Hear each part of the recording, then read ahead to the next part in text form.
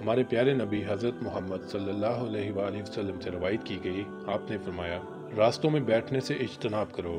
صحابہ نے کہا، اے اللہ کے رسول، ہمارے لیے راستے کی مجلسوں کے بغیر جن میں بیٹھ کر ہم باتیں کرتے ہیں کوئی چارہ نہیں۔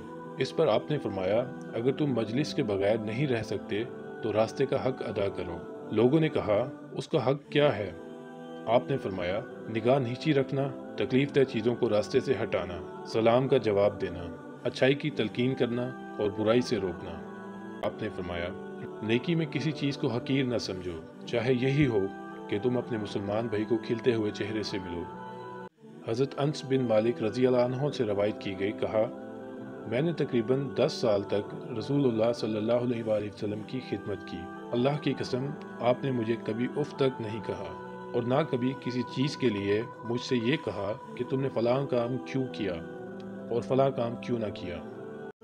حضرت عائشہ رضی اللہ عنہا نے حدیث بیان کی کہ ایک شخص نے نبی صلی اللہ علیہ وآلہ وسلم سے ملاقات کی اجازت طلب کی۔ آپ نے فرمایا، اس کو اجازت دے دو، یہ یقیناً اپنے قبیلے کا برا فرد ہے، یا فرمایا، قبیلے کا برا مرد ہے۔ جب وہ شخص اندر آیا تو آپ نے اس کے ساتھ نرمی سے گفتگو کی۔ اس پر حضرت عائشہ رضی اللہ عنہا نے کہا، اللہ کے رسول، آپ نے اس کے بارے میں وہ فرمایا جو فرمایا تھا، پھر آپ نے اس کے ساتھ نرمی سے بات کی۔ اس پر آپ نے فرمایا، قیامت کے دن اللہ تعالیٰ کے نزدیک رتبے کے اعتبار سے سب سے برا شخص وہ ہوگا جس سے لوگ اس کی بد زبانی سے بچنے کے لیے دور رہیں یا اس کو چھوڑ دیں۔ رسول اللہ صلی اللہ علیہ وآلہ وسلم نے اس بات سے منع فرمایا کہ آدمی اپنے بائیں ہاتھ سے کھائے یا ایک جوتا پہن کر چلے اور ایسا کپڑا پہنے جس میں باہر نکالنے والے اعضاء یعنی سر، ہاتھ اور پاؤں کے لیے سوراخ نہ ہوں، اور ایک ہی کپڑا اس طرح کمر اور گھٹنوں کے گرد باندھے کہ اس کی شرمگاہ ظاہر ہو۔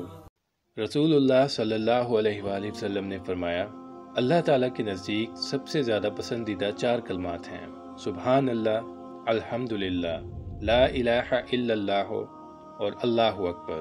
تم ذکر کرتے وقت ان میں سے جس کلمے کو پہلے کہو کوئی حرج نہیں۔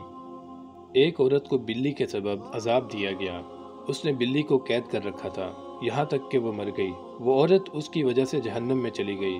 اس عورت نے جب بلی کو قید کیا تو نہ اس کو کھلایا، نہ پلایا، اور نہ اس کو چھوڑا ہی کہ وہ زمین کے اندر اور اوپر رہنے والے چھوٹے چھوٹے جانور کھا لیتی۔ ایک اور حدیث میں آپ نے فرمایا، ایک کتا ایک کنویں کے گرد چکر لگا رہا تھا اور پیاس کی شدت سے مرنے کے قریب تھا کہ بنی اسرائیل کی فاحشہ عورتوں میں سے ایک فاحشہ نے اس کو دیکھا تو اس نے اپنا موزہ اتارا اور اس کے ذریعے سے اس کتے کے لیے پانی نکالا اور وہ پانی اسے پلایا، تو اس بنا پر اس کو بخش دیا گیا۔